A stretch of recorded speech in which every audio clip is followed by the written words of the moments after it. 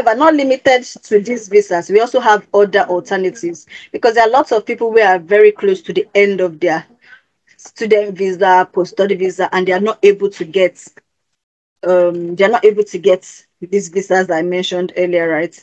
That would lead to settlements. We have the startup visa, we have the innovator visa, and we have the global talent visa. The good thing about these three visas as well is that they are not just visas you get following a kind of visa. They are visas that are standalone that you can also get from your home country directly. I mean, to be honest, I would even say that some of these visas, rather than coming as a student, it's better to explore these visas than actually coming in as a student, spend that lots of money on your school fees and all that. Because some students still end up applying for these visas at the end of their student visa. So what is the startup visa? The startup visa and the innovator visa are very similar. The two visas involve you running a business in the UK. I'm running a startup business or a business in the UK. The condition you need to meet is that the business has to be innovative. The business idea that you would be given has to be innovative, has to have potential to grow, and has to be scalable, meaning that it must be something that has potential to grow beyond the start points, right? And it must be innovative, it must be something that is not everywhere already in the UK. It must be an idea that is innovative, right? And this visa is also a 2 years visa that does not lead to settlements. However, you can move on to the innovator visa after this 2 years visa. This 2 years visa. Another good thing about this visa, this startup visa, is that you can work and run the business. You can come in with your dependents who can work full time without any restriction.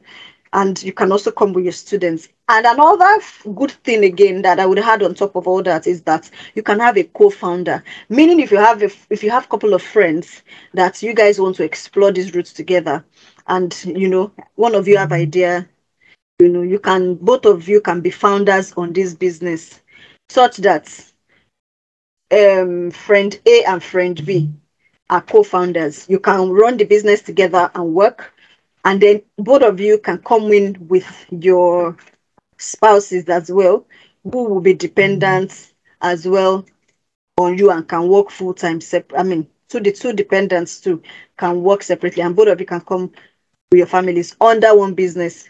So that is about the startup visa. We have the innovator visa. This can be a standalone visa, and it can also be a follow-up to the startup visa. The innovator visa as well, the conditions in terms of the idea and everything is the same. The only difference between the startup visa and the innovator visa is that you need to be able to show £50,000 in an account as funds available for you to invest in the business. For startup visa, you don't need to show anything. However, innovator visa is for people who are experienced business owners, people who have been running business, who have 50K to show. Or if you have a business in the UK already and you have invested and you can prove that you have invested 50K in that business, you can also apply for this visa. Also, if you are just at the end of your startup visa, you can move on to the innovator visa as well. That's like the next visa to move on to, or you can get sponsorship jobs if you want to continue to stay in the UK. So if you are moving to this innovator visa, right, and you are from the startup visa, you don't need to show the 50K. That's the exemption or the benefit you get if you're moving from startup to innovator. You don't need to show the 50K. However, if you're applying for it afresh, you just need to show. You're not giving anybody the 50K, but you need to be able to show it as evidence that you have this money to run the business. And then there are also other fees that you pay. Endorsing bodies, endorsing bodies, and I'll talk about that as well. Then we have the global talents visa. This is a bit different, and to be honest, this global talents visa, as easy as it looks like the sweetest of all the visas. But the thing is that it's highly dependent on eligibility. You need to have worked on a product based. You need to have worked on a tech product. This global talents visa has 3 categories. We have the tech, digital technology. We have the culture and arts and culture, and we also have the third one, which is academia and research. So depending on the one you want to explore, depending on your own background, right, you need to be able to show that you are a talent or promise in that field, either as an arts and culture person, either as a tech person, and either as a researcher, or someone that is in academia. So these three different categories have different endorsing bodies, and these endorsing bodies, right, would be the one to endorse you as being eligible based on evidences that you provide to them, and after you get these endorsements, then you can move on to apply for visa. It's like pretty much almost automatic to get visa. Same with the startup and innovator visa too. They are endorsing bodies as well that would endorse this business idea of yours and confirm that it is actually innovative, scalable, and viable based on what you present, as which is your business plan and other business documents. So just like getting COS from school, you know it's pretty much straightforward that you would, and almost certain that you would get your visa once you get these endorsements. So that's pretty much what's and for this global talent visa, you need to be able to provide documents or evidences to show that you are eligible, to show that you're eligible. For the digital technology, for instance, Tech Nation is the endorsing body. Tech Nation needs you to provide at least 10 evidences. And these 10 evidences could be certificate of, I mean, if you're a founder of a business as well, if you've worked on a tech product that is now on Apple Store, on Google Play, and they are performing well, all these are evidences that you put together, and as well as your CV and reference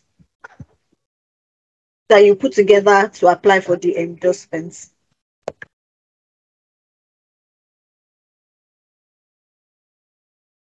So, I mean, you should, in case you're interested in going through this route, we work with endorsement specialists who help people, to obtain endorsements, to pursue these routes. These are routes as well that you can either process from within the UK as well as from outside the UK. But I would say that for the global talent visa, very high. It's not as easy to get as the startup and innovator visa, but there's none of it that is impossible to get. There are lots of people who are on these visas in the UK. The innovator visa as well, another clause about it is that but you as the founder cannot work. You can only run the business, but your partner can work full time. But the startup visa, the founder can work and then the dependents can also work. So I mean, having said that, if you want to know more about these visas or how you can like explore or assess your eligibility, you can reach out to us after this session. Fields with global potential. So I mean, as we all know, like we've said, the journey of getting visa sponsorship or other reasons or other long-term goal that you might want to achieve, right? So fields that have global potential. I mean, what potentials, first of all, do these fields have? They have potential to give you visa sponsorship. Some have potential for, high earning capacity or to help you like bridge that, um, to bridge from or to scale from being a low income earner. So having worked with a couple of clients who have, obtained visa sponsorship in different fields, here are some fields that, I would say have a high potential globally, not only even in the UK. We have this is just to mention a few though. There are lots of fields. We have data analyst, data engineer, data scientist, business analyst, project manager, audit, information security, cyber security, health and care industry, finance, analysis, network engineering, IT support, application development, general practitioners, and the likes. I mean, this is just to mention a few, not to say that these are the fields that, because there are lots of people as well in these fields that are also still seeking this visa sponsorship and have still not gotten it, So, and there are some people that are not in these fields that have been able to get visa sponsorship in their field. Having said that, this is not to confuse you. How would you now know that you are in the right career path or that you are in a path that has, potential for visa sponsorship, or that you are in the right path? Because to be honest, I work with a lot of people, right? And having worked with a lot of people, I can tell you that a lot of people are confused, and a lot of people, are not really patient when it comes to landing jobs or navigating the job market. One thing I would tell everyone is that getting jobs in the UK, even if you have the best of the CVs and all that, it's not a sprint, it's a marathon. Even people who have passports still struggle to change jobs, right? But this is not to say that uh, changing jobs or switching careers and all that is much easier here based on my experience than some other places. I know that in some other parts of the world, Nigeria, for instance, if you lose a job at 40, in your 40s, it seems like that. It's more like that's the end of someone's career, because it's like you've lost your job at the age where it seems like nobody wants to employ someone at that age again. However, in this part of the world, you can take a career break at five, you can take a 5 years career break at 45 and then come back at 50 to start a new career path, you know. So, like um process of getting jobs, the process of getting the process of getting jobs process of getting jobs, right, is not it's not like some people will get jobs in a week, some will get in a month, some will get the first one easily, and to change jobs after that might be like a problem, right? So I would say that just believe in the process. And there are lots of people I know too that jump from field to field. When I work on some people's branding projects, I'm like, this person has a very good, this person is in a good career path already, probably, but the person has been advised by someone that this is the path that has potential for sponsorship. I worked with someone a while ago, some months ago, and the person has spent over 2 years in the UK, and the person has been moving from trainings to trainings. The person hasn't gotten one job experience. The person will do projects management training somewhere 6 months. After that, go and do business analysis in another place 6 months. After that, they said it's no longer business analysis. They said it's now this one that is giving sponsorship. And then you keep moving. You never even give yourself the opportunity to actually, explore. To the fact that you've just finished a training, you're applying to jobs, in a particular career path, right? And it's not building anything in the first month, in the first 2 weeks, does not mean that that's not the path for you. You would know yourself if it's the path for you. Don't get me wrong. I'm not saying that changing career path is a problem, or I'm just saying that you should know what your what your motivators are. What is driving you to move? Is it really a good genuine reason, or it's just that I've been applying for 3 months, I've not at 3 months, I've been applying for 2 weeks, I've not gotten anything, or I want to change my career path to another path. It doesn't really work that way. You need to keep a lot of people. Of course, I share testimonies of people that get jobs in a month. I share testimonies of people that get job in 2 weeks. But not everybody's story is that way. Some people will get the very best job as well, but they will get it in 6 months. But I would say that to continue to upskill is very important while you wait, right? But let's be careful of jumping from pillar to post, rather than like looking at this particular career path I've chosen. What do I need to do better? What do I need to do to make it better? Anyway, having said that, how do you know if your career path or your field has potential for visa sponsorship? There are a couple of ways to know. The first thing is to check the skilled worker visa shortage. No, the first thing to do is to check the eligible occupations list. The name of the way it is on my screen is the way it is on, if you Google it this way, skilled worker visa eligible occupations and codes. So this would give you a big is a big list. Almost a lot of career paths are there. Even those that are not there as single-handedly mentioned, right? They would say related, after they mention data analyst, business analyst, they will now say and related roles. So, but the thing is, you need to know that your career path is on that list, because if your career path it's not on that list at all, it means that there's no point, investing so much in it. It means that you need to like re-strategize. So that is a bigger list. We also now have the scale up visa occupation list as well. So this one is the skilled worker. So there are actually like four lists to check now, or three lists. There's the scale up visa occupation list. However, I mean, I would say you should not dwell too much on that, because to be honest, scale up visa jobs are even like, I've not seen any job that was advertised specifically saying scale up visa up for grabs, or scale up visa being offered. However, people get scale up visas, right? Probably people already working in scale ups that's already internal would probably get sponsorship. But you also want to check this list as well, to check if your career path is on that list. So there's another list, which is the shortage list. A lot of people are familiar with the shortage list, because that's the list that is supposed to be the high in demand job roles in the UK that government is trying to fill desperately from outside the country.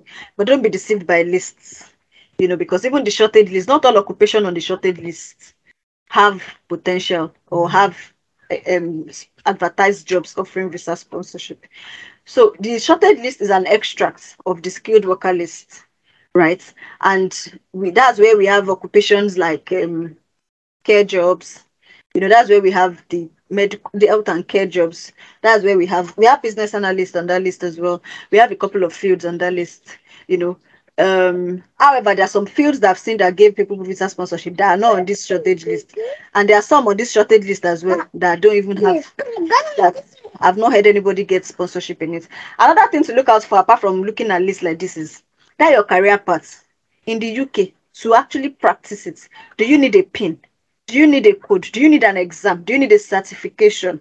All this you need to have checked at the state, or at the point of you at the point of you at the point of you at the point of you deciding your career path, right? Do you need a code? A lot of people will come, they want to do I get a lot of clients that want to do CV for a career path. That it's not just CV you need to work in that field. You need a pin. To do it, to get the pin, you need to write an exam.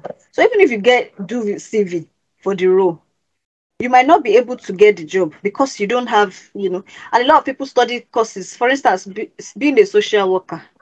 You can't just be a social worker after studying social work. You still need to like obtain a particular code or pin, or write some HCPC exam or something. So you need to understand whatever it is that your target role is, you need to understand how it operates in the UK market, to be able to be well equipped and to know what you need to do to be able to practice at the end of either your master's or when you land and all that. Anyway, have you mentioned the lists to check, right?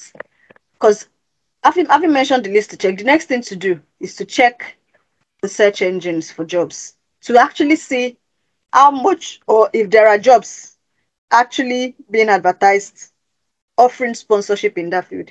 Because just like I have said, not all the jobs on these lists are actually out there offering sponsorship.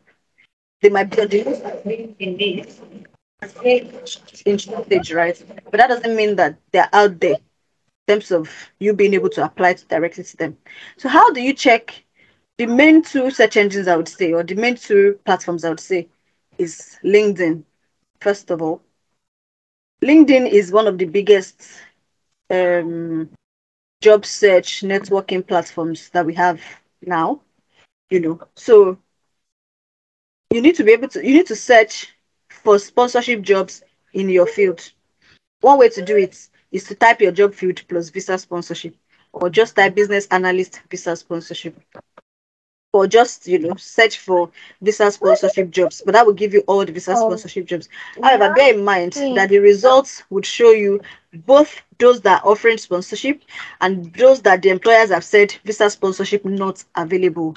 So you need to really be patient to be able to find the ones that you need to read through. Just, it's not just by, if you search, it can tell you 10,000 results, but out of that 10,000 results, the jobs that you really see offering sponsorship might just be 5 or 6. And that's why you should give kudos to we that share visa sponsorship jobs on our website, on our LinkedIn page where we share them, because the number of filtering through that we have to do before we arrive at one visa sponsorship job, is a lot, because you will see that most of the results just shows not offering sponsorship. Sponsorship not available. I wonder why they even bother to mention visa sponsorship at all if they're not offering it. I mean, it saves us the strength. It saves us the stress because it won't appear in our searches when we use that keyword to search. But anyway, that's how keywords, anything related to using keywords to search for something. That's how it works.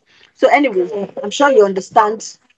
Apart from that, apart from searching using the jobs filter, another way you can explore LinkedIn to search for jobs, is to use posts instead of jobs. Having If you search for visa sponsorship, for instance, or business analyst visa sponsorship, this filter that is showing in green, if you can still see my screen, right, change it to posts, because in there's something they call the hidden job markets in the UK.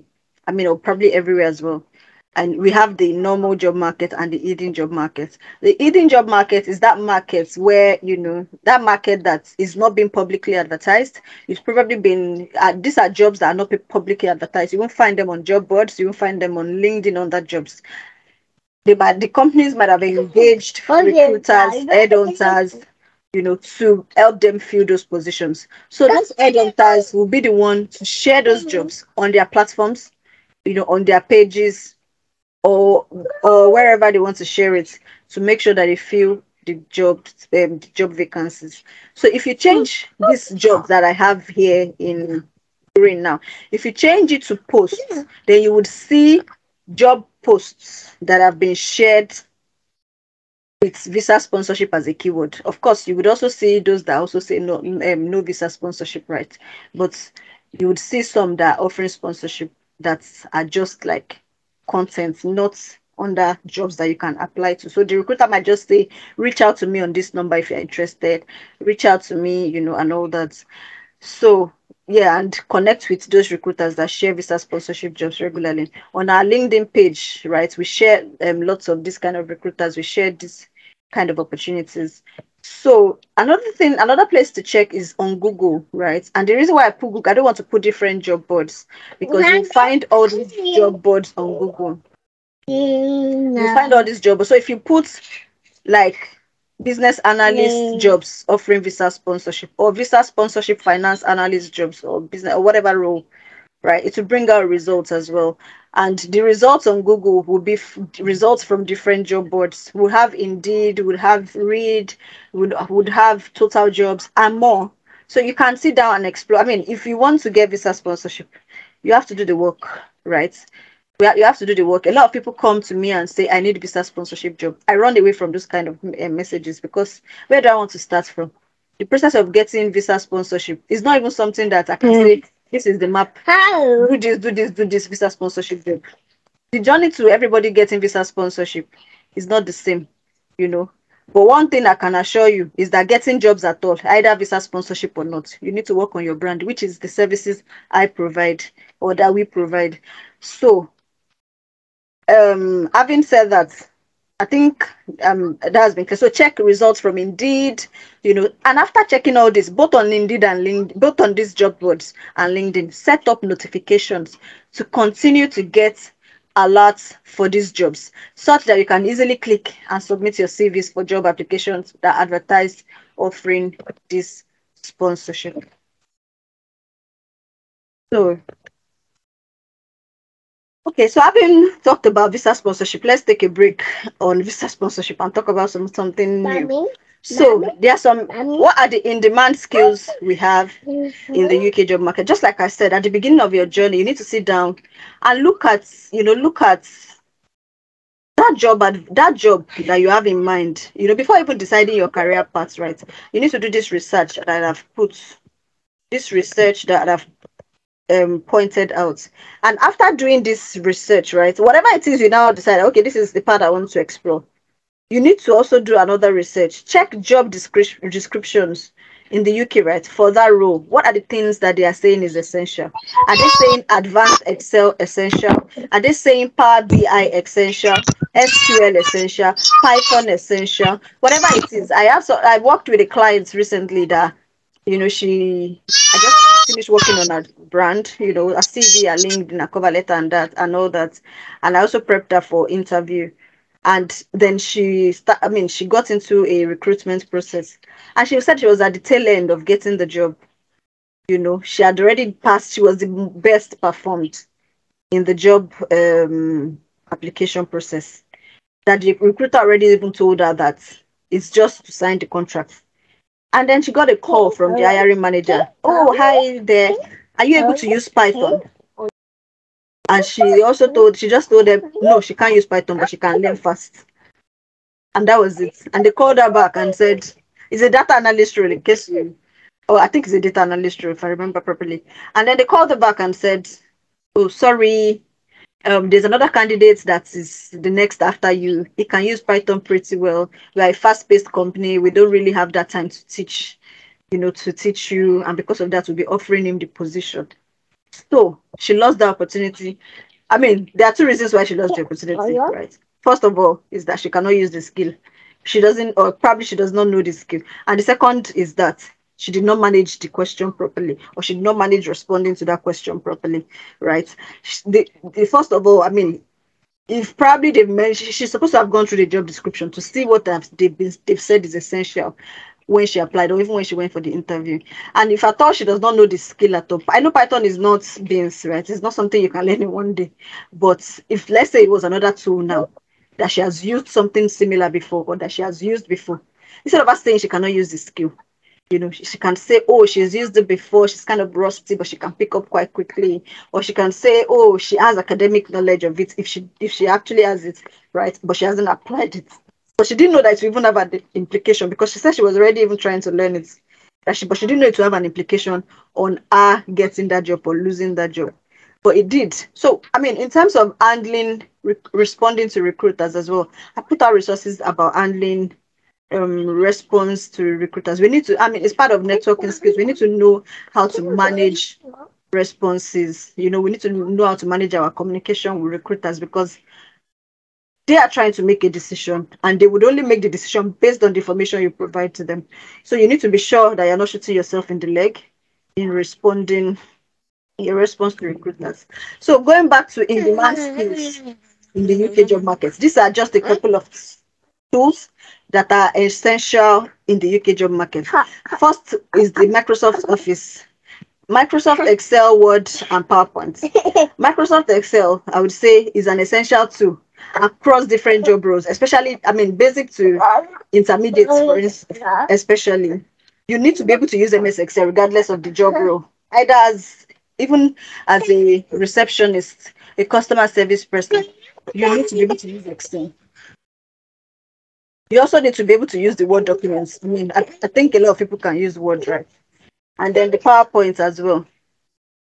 And then we have the more advanced ones. If you're an analyst, you know, you need to know how to use Excel. You need to know how to use Power BI, Tableau, Jira, or Jira for projects management and business analysts, Trello, MS Projects, SQL for data analyst, SAS for data analyst, Azure DevOps for, Canva for digital marketing person, Xfix, Adobe, Python and R programming for programmers or analysts.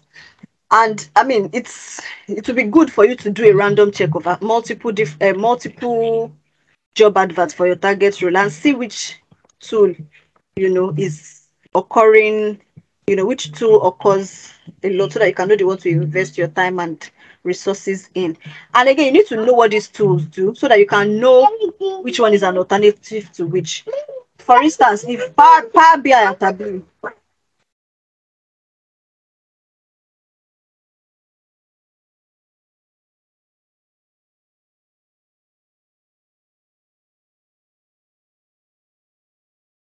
Power BI and Tableau, like they're similar.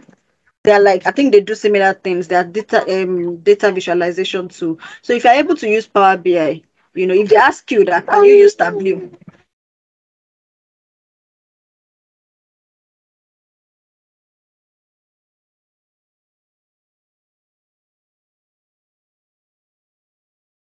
Ask you that, can you use Tableau? You should be able to confidently say that, you are able to use another data visualization tool or if you get on Tableau, like you can, pick it up. So you need to know, you don't, I mean, in trying, because a lot of people too are confused about which one to learn, which one not to learn. You need to know what all these tools are for and be able to know which one, if you've learned one, you don't need to necessarily learn all the tools at the same time. So, talking about tools and skills, we offer trainings as well to support people. At the moment, we are running our Microsoft Excel training, basic to intermediate as well as intermediate to advanced. As we move into the next year, we're also going to be launching other tools based or skill based trainings like Power BI, SQL, and the likes. So please stay tuned and as we continue to bring you all these skills and resources that would help you to navigate the markets properly. So back to visa sponsorship. Some companies offering sponsorship. Of course, there are loads of companies that offer sponsorship. Some of them advertise their jobs saying that they are offering sponsorship, while some don't. But here are a couple of companies that are currently recruiting, or in their recruitment in the last month, I've mentioned that they are offering sponsorship. There are lots of them. If you follow our Instagram page, RKY Careers, from time to time, I share new jobs. I share new names of companies to look out for. So when you get these names, what you can do is to follow them on LinkedIn so that when they post new jobs, you see them, or you search for them and go through their other opportunities. So if they're advertising and saying they need visa sponsorship, it's probably a sign that they're actually open to sponsoring people.